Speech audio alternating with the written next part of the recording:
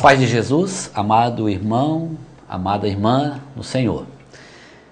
Você que persevera, que está perseverando no nosso curso sobre o projeto Amigos de Deus, onde abordamos as práticas espirituais como forma de reconstruir a nossa espiritualidade e nos fortalecer na nossa caminhada de fé. Como você tem nos acompanhado, nós estamos abordando as práticas espirituais que no projeto Amigos de Deus somos solicitados a vivenciá-las em nossas vidas. Práticas estas que no início da nossa caminhada elas estavam muito mais presentes em nossas vidas. E hoje algumas delas ficou um pouco fora da nossa vivência, e o Senhor hoje nos chama a buscar trazê-la para dentro da nossa vida, do nosso dia a dia, com o intuito de nos fazer crescer na intimidade com o Senhor e nos tornar amigos de Deus. Nós estamos então aqui nessa aula para abordar sobre a prática espiritual do jejum. Essa prática espiritual é muito importante para o nosso crescimento, para a nossa conversão, para que nós possamos amoldar o nosso espírito e de acordo com a vontade de Deus, para que possamos amoldar também a nossa carne conforme os desejos do Espírito, como fala São Paulo em suas cartas.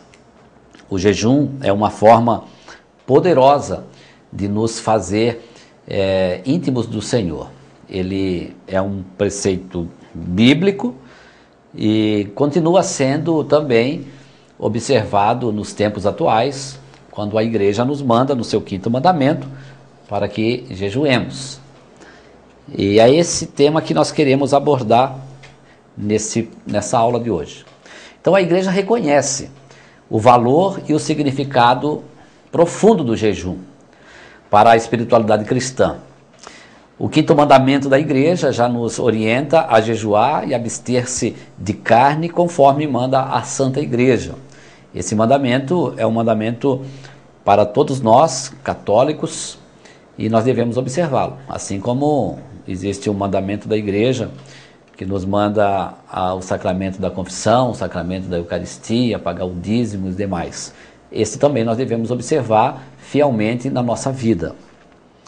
O jejum ele é citado no Catecismo da Igreja Católica em 9 parágrafos específicos. Os parágrafos são, para quem quiser aprofundar a sua leitura, a sua aula. Parágrafo 575, 1387, 1430, 1434, 1438, 1755, 1969, 2043 e 2742. São todos parágrafos no catecismo que abordam a questão do jejum. Podemos dizer então que é uma síntese desse ensinamento, é a mensagem de que os gestos exteriores, sacos, cinzas, jejuns e mortificações não devem ser vazios, mas devem ser acompanhados da conversão do coração ou da penitência interior. É por essa razão que o jejum é associado ao sacramento da reconciliação. Então nós sabemos que a prática do jejum não pode se dar sozinha. Quando nós jejuamos, nós precisamos estar em oração. Nós precisamos buscar os sacramentos.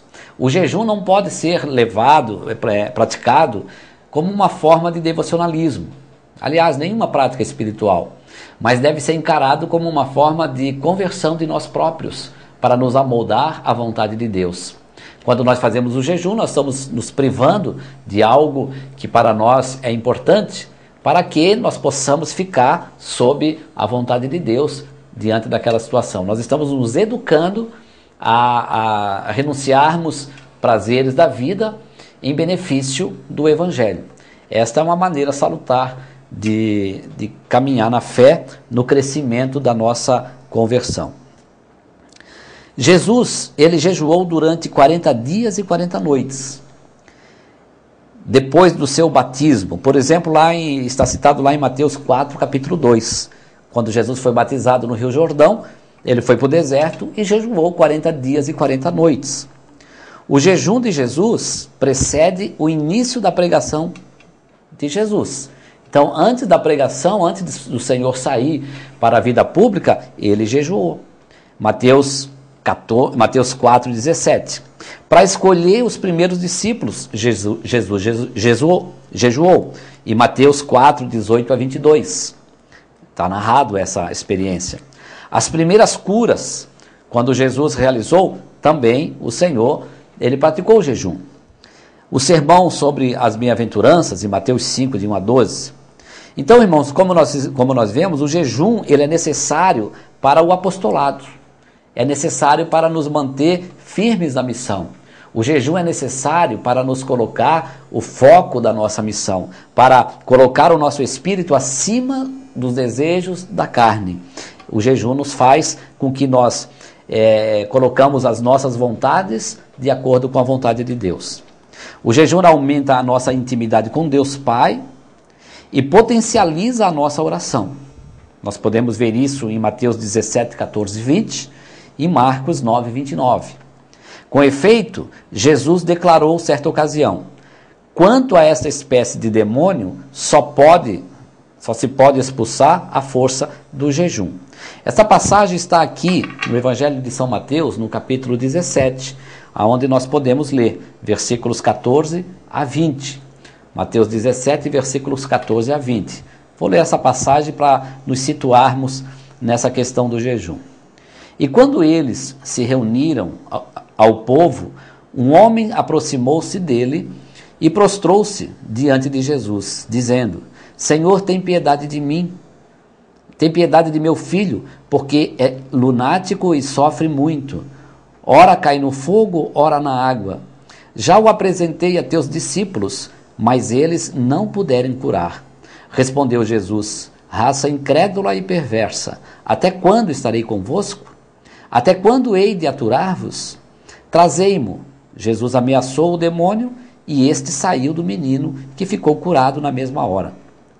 Então os discípulos lhe perguntaram em particular: por que não podemos nós expulsar esse demônio? Jesus respondeu-lhes: por causa da vossa falta de fé. Em verdade vos digo, se tiverdes fé como um grão de mostarda, direis a esta montanha: transporta-te daqui para lá, e ela irá, e não vos será impossível. Quanto a esta espécie de demônios, só pode ser expulsa a força de oração e de jejum. Palavra de salvação. Glória a vós, Senhor. Então vejam aqui, irmãos, que os discípulos fracassaram no momento da missão. Enquanto tentaram expulsar o demônio de um menino, não conseguiram. E Jesus, com uma simples palavra, com uma simples ordem, expulsou o demônio desse menino. Os discípulos então se achegam a Jesus e perguntam por que não conseguem. E Jesus vai dizer, devido à falta de fé. E ele acrescenta que certos tipos de demônios só pode se expulsar a força de oração e de jejum. Então o Senhor atribui aí um poder do jejum e da oração acima do demônio, acima do maligno. Veja que como é importante a prática do jejum para o nosso ministério, para levarmos em frente aquilo que o Senhor nos manda fazer. São Paulo dá um sentido mais amplo ao jejum, inserindo-nos nas práticas que nos ajudam a viver segundo o Espírito e não apenas segundo a carne. São Paulo vai falar assim em Romanos 8, 13 a 14. Portanto, irmãos, não somos devedores da carne para que vivamos segundo a carne. De fato, se viverdes segundo a carne, haveis de morrer. Mas, se pelo Espírito mortificardes as obras da carne, vivereis. Pois todos os que são conduzidos pelo Espírito de Deus são filhos de Deus. A gente percebe então que na palavra de Deus, o Senhor nos dá essa orientação, que nós devemos buscar o jejum e a oração para vencermos as tentações e para sermos eficazes na missão. No direito canônico, número 1252, vai falar o seguinte: estão obrigados à lei da abstinência aqueles que tiverem completado 14 anos de idade. Estão obrigados à lei do jejum todos os maiores de idade até os 60 anos começados.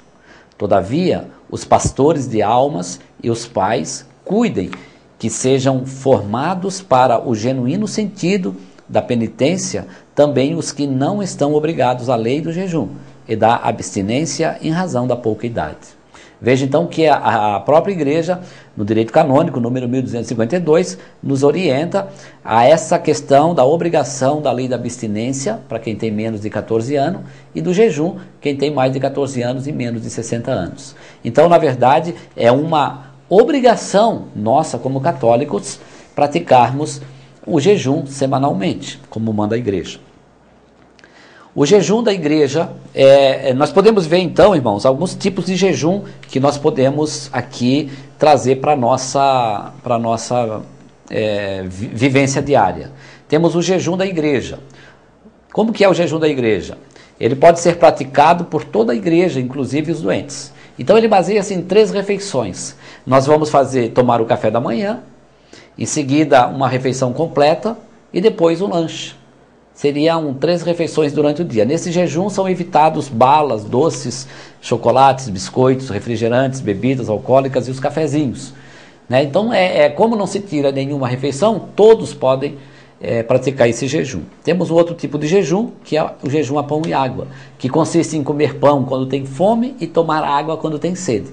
Nunca os dois ao mesmo tempo, porque essa mistura geralmente ela gera mal-estar, dores de cabeça. Uma outra forma de jejum é o jejum à base de líquidos. Nesse tipo de jejum, a alimentação ela é líquida, ou seja, pode-se tomar sucos de fruta, legumes, não seria vitamina. Pode-se tomar chá, água de coco, soro caseiro, caldo, que não é uma canja nem uma sopa, seriam só líquidos durante todo o dia. E uma outra forma do jejum é o jejum completo. Ele é indicado para aqueles que já, através do treino e da disciplina, já passaram pelos outros tipos que nós apresentamos agora. Então a pessoa ela deve ingerir apenas água durante todo o dia e não pode comer ou beber nenhum tipo de alimento sólido ou líquido. O fundamental é ingerir água várias vezes ao dia. E um jejum que nós recomendamos é aquele de tomar o seu café pela manhã e apenas fazer uma outra refeição após as 18 horas. Durante esse período toma-se apenas a água. Né? Só vai se alimentar depois das 18 horas.